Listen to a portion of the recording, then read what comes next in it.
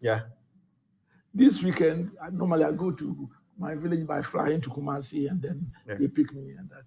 But this weekend I was going with someone who requires special attention, so we went with a vehicle. Okay. I went and came back, just a Pajero, 900 Ghana cedis of worth of petrol. Really? And then I said that how many? All the ministers, deputy ministers, special assistants, aides, and other things about if they are at any time about 1,000 of them are moving about in government vehicles, and if they are spending even 1,000, that's 1 million. So the cost, and we cannot continue escalating the size. So there must be definitely some control. What should we cut specifically? Oh, you are looking for the solutions too quickly. Eh? Oh, yes. Okay, yes. I mean, of course, this. Let me tell you, all the governments could have run this country with less than half of it. And we'll come to where we'll cut the. You mean ministers directly? Yes. Why should a country like Ghana have about 4 or 5 ministries of transport? Yeah. Aviation? Yeah. Now, so as soon as you at mention, some point, yes, there was aviation. As soon as you there was transport system, there was roads to those all roads, of those related ones. There used to be in fact, highways and railway development is separate now. Separate, and then the harbors. Yeah. This is incredible. In other countries, you can have one minister, and then you have technical heads of these institutions. Okay. Because the minister is there for. So we can reduce the size of government. Again, what people sometimes, when I say that, no, which I'll be coming to, under the circumstances we are in, there should be even a wage freeze. But before then, before you are aware, the other people with Article 71 parliamentarians have gotten almost a double increase in their salary. That's true. And you go and tell the teacher, the ordinary public servant, or the civil servant, not to get 500 increase. So there are so many areas. You know that. So you don't think there should be the wage freeze now? I would rather the wage freeze. At this, we will need it, but the other people must make a sacrifice first. That's it. The Article 71 office holders. Yes, and then what should they do? Should there be a freeze on theirs too? Actually, if under this circumstance, I think that the executive and other things must have a pay cut. Really? Yes. By what percentage?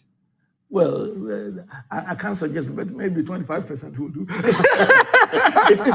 It's interesting that what would that do to the economy of Ghana?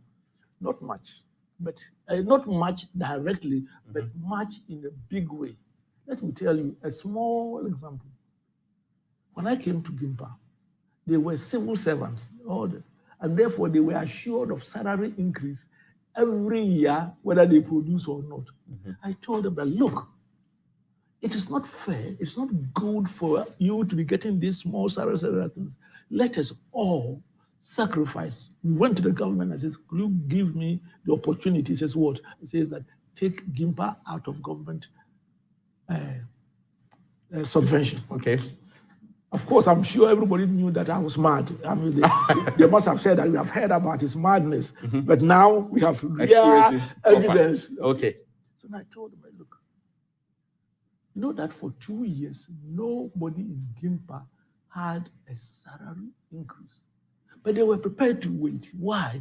Because even me, myself, as a rector, who had my own bought Benz car with my pocket money, I wouldn't ride it. Why? As a leadership example, you cannot be, say you have bought your own Benz, brought it from overseas, you are riding it about, and some people should not have salary increase. So they were prepared to wait. Why? Because leadership issue doesn't have to do with the actual amount, but the model that you set.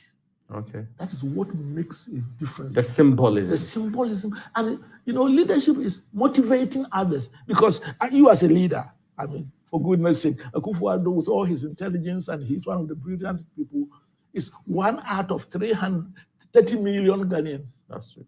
But his actions, and that goes for Mahama, you must watch what he says. Why? Because they are leaders whose behavior and words have such gargantuan impact. For example, this is a digression, but for example, you cannot be a person of the stature of Muhammad and say what he said, and I wouldn't like to repeat it, about the Supreme Court judgment. The recent one. Yes, because what you are doing is this. You are setting the country on course of civil war.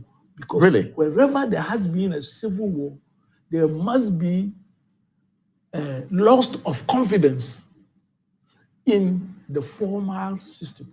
But Prof, is that